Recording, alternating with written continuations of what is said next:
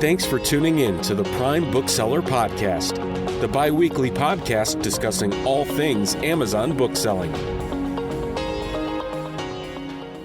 Hey everybody, welcome back to another episode of the Amazon Prime Bookselling Podcast. I'm Eric, and we're back with another episode. And today's episode topic is going to be less of a Amazon-specific topic, but it's something that I think can be a lesson that anybody should learn from that's starting any kind of business. But I think it's also very important because, especially with the premise of selling books on Amazon, a lot of people jump into this with a very side hustle mentality. And so some of the things we're going to talk about are overlooked by that because you are starting something that can be so small, if that makes sense. So what we're talking about today is how no matter the size of the Amazon bookselling business you're trying to build, you are building a business and you need to treat it like a business. And what that means is just there's some fundamental things that are very important that you should do with any business, starting out right from the get-go, just to be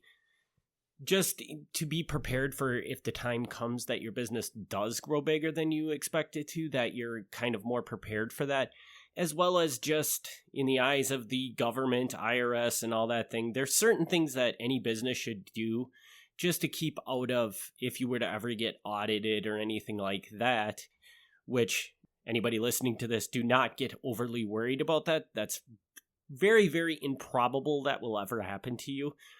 But if it does happen to you, then, you have taken these necessary basic steps to differentiate yourself from your business.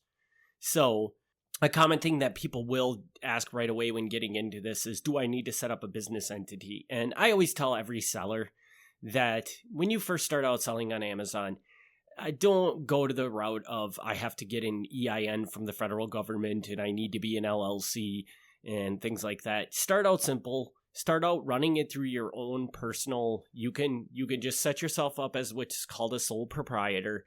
And that sole proprietor basically just means that all of your income runs through your social security number, falls on your personal tax return. And I think that's the best way to start out because get into this business, get going before you really commit to like this as a long-term thing.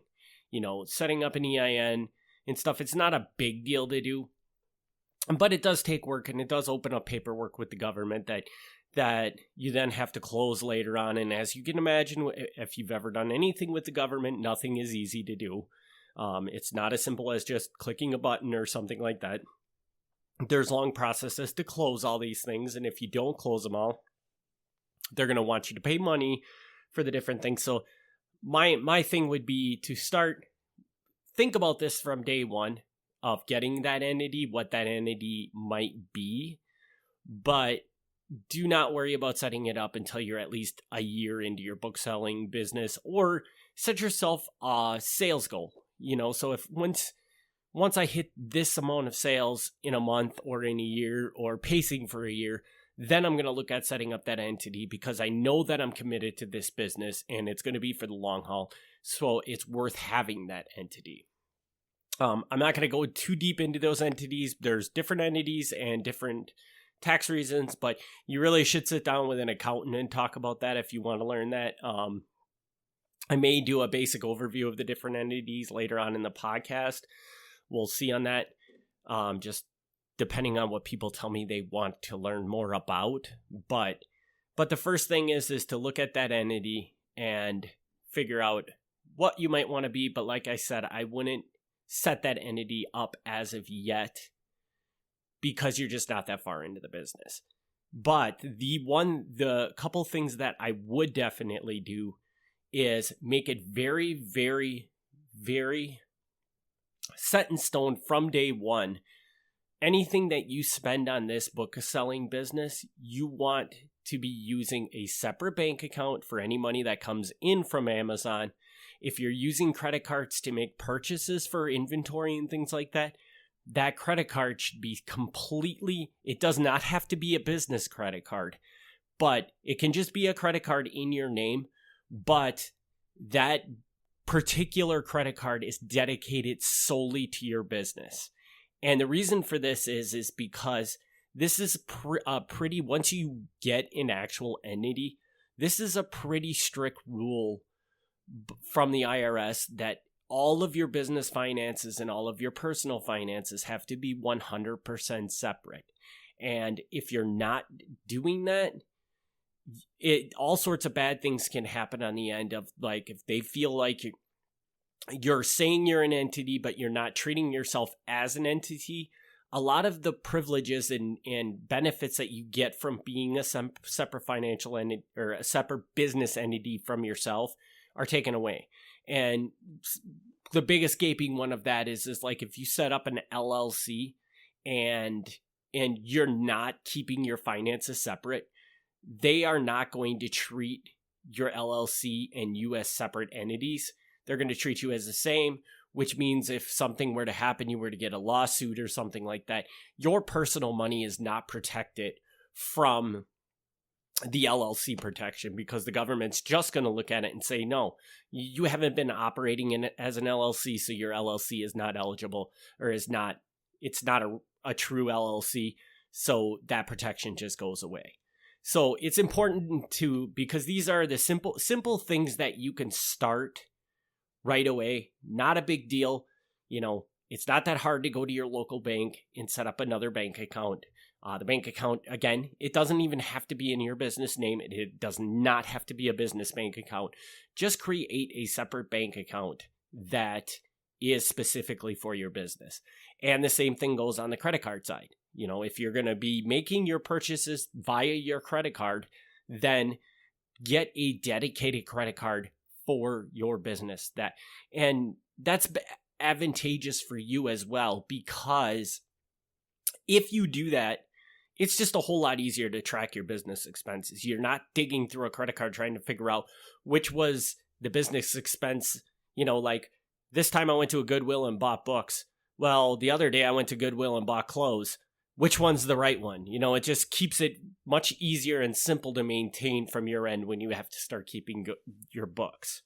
And then just go into this mentality where, treat it like a business. So sit down and figure out. And I'll be honest with you, I have found, and I think over time, every business owner just finds like, man, I've been really doing a bad job with this. I should have had this in there. They should have had this in there. So don't get too frustrated if you're like, I think I'm not doing a good job, because you're just going to get progressively better and better at it over time. But sit down and think about, okay, so I have money coming in, I have money going out. This is a lot different than your traditional job where the paycheck just comes in and that's your money to spend. With a business, you have money that comes in, but a lot of that money goes back out. And I talk to a lot of entrepreneurs who do not understand the concept that, well, I bring in $60,000 a month in sales. And it's like, yeah, but you have $45,000 going back out. So you are not making $60,000 a month. And there's a lot of entrepreneurs that do not understand this concept. And quite frankly, from a business perspective, that's really scary. Because that is where you can get yourself in a lot of trouble, because a business can create this illusion that you're making a lot of money because you see a lot of money flowing in. But when you take into account the money that's flowing out to make that money that's coming in, you might not be making nearly as much money as you think. So it's important for you to sit down and think about a system of, and it does not have to be complex. It does not have to be overly, where I'm not talking about you need to subscribe to the most complex version of QuickBooks and learn how to use it thoroughly. No, just create a spreadsheet, and each month you put in, this is the money that came in. This is the money I spent. This is the money I actually made. So you truly know how much money is coming into your business and going out of your business and what you're truly making within the business. Just to give you an example of this, and I'm looking back, so I've been doing this for 15 years. And I think probably in the first 4 years, I unfortunately do not have all of I guess I could go back and look at old tax returns, but I don't really have good numbers to really confirm this, but I would not be surprised for the first 4 or 5 years that I did Amazon. I was probably just breaking even. And that was okay because at that point in time, it was a very, very much a hobby. And so the idea of making money, and I'm kind of glad that maybe I didn't know what through those 5 years that I wasn't really making that much money, because the money that was coming in kept me motivated, and I kept building and building, and obviously now I make money. But had I approached that a little bit smarter, maybe a little bit better organized, I would have realized that, and I probably could have grown it a lot faster than I did, because at the time I might not have even realized there was an issue, because it just seemed like everything was going well. Money came in, money went out, but I was always good at the end of the month, so I must be doing something right? Where having much more detailed records to give you a much truer face of how much you're making is very important.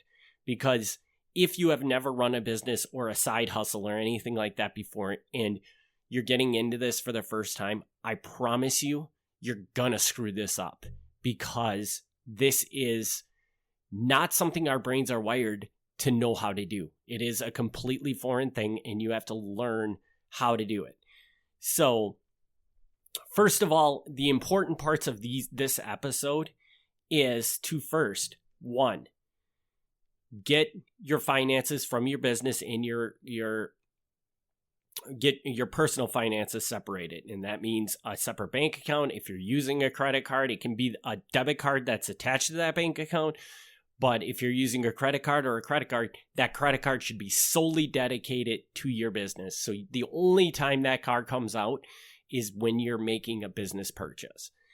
That's number one. Number two, understand your numbers. So sit down, think about it. And it does not have to be a complex system, but think about a simple way where, hey, I have money coming in and I have money going out. The difference between those two is what I'm actually making in profit. How can I have a system that looks at that every month so I know where I sit, so I know whether I'm making money or not? And then also be considering different business or look into the different structures that your business can have. Again, this is not something that you need to do today if you're just starting out, but look at what's an S Corp, what's an LLC, what's a sole proprietor, what's a partnership, what advantages do each of them have, and kind of be thinking about if, okay, once I get to that next level and I want to set up this infrastructure, which one is the right one for me? So those are the big things that you want to think about, is just to be very diligent about your profit. Be diligent about keeping your expenses and your business expenses, personal expenses separate. And that's going to put you miles and miles ahead. You do those like 3 things, you're going to be miles and miles ahead of most Amazon sellers, because most people get into this business and they're not thinking about that at all. All they're thinking about is sourcing books and making profit, which all in all, that's probably the most important thing to be doing. But it's thinking about these few things from the get-go is going to make, as you grow, it's going to make things a lot easier, because you're going to be disciplined. You're going to be used to keeping those expenses separate, that income separate. You're going to be used to treating these 2 things, you and your business, as 2 separate entities, which is what they need to be. Today, that was pretty simple, pretty short, but I just wanted to get that out there because I feel like that's an important lesson that specifically people that are looking at selling on Amazon will miss, because typically when you start the idea of selling books on Amazon, the first thing you do not do is go out and take a business course, because it's not a big risky business. It's not a lot of things that you feel like you need formal training to do. But I'll be honest with you, if you go get that formal training, you're going to be miles ahead of other people who do not go get that training, because I actually teach business classes myself as on the side, And I can tell you that every time I teach a class, I learn things that I never knew. And I've been doing this for 15 years. So just keep that in mind. I hope this information helps you out. I just want to remind everybody that we at Kingsridge Media do have multiple services available to help anybody get their Amazon business up and running, or even grow their business if you've already got it up and running. So jump over to Kingsridge Media, check out our different sourcing solutions we have, as well as we do have a support system. So if you're struggling to get answers to simple questions that you have about your business, you can, for a very, very nominal yearly fee, you can sign up for this service and you can submit tickets to us at any time, and we will get back to you and try to help you work through that solution to get that solution resolved. So with that, you can find those different services at kingsridgemedia.com, or you can just see them. There should be links to them in the show notes as well. If you do have any other questions, just shoot me an email at sales, SALES, at Kings, KINGS, Ridge, RIDGE, media.com. Thanks everybody for tuning in. We'll see you in 2 weeks with the next episode. Thanks for listening to the Prime Bookseller Podcast. Join us for the next episode as we discuss all things Amazon bookselling.